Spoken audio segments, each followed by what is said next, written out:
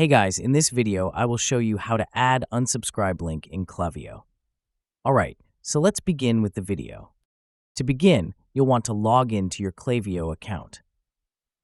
Once you're in, look towards the left-hand corner of your dashboard. There you'll find the campaigns section, which is your first stop.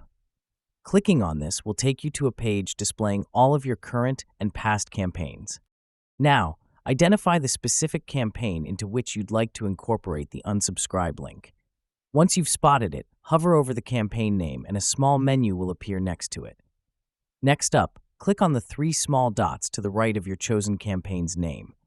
This reveals a drop-down menu. From here, select Edit Campaign.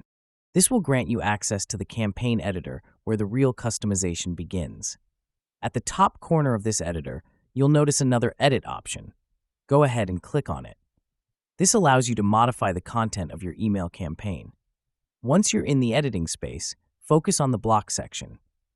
Drag a text block from this area and drop it into the desired spot in your email layout. Now you'll need to enter a special piece of code into this text block. Type in the following exactly as it appears. It looks like this. This snippet of code will create a dynamic unsubscribe link when the email is sent. After you've added the code, it's time to delve into the email's source code. You can do this by clicking on the source button, typically found in the toolbar of your text editor in Klaviyo.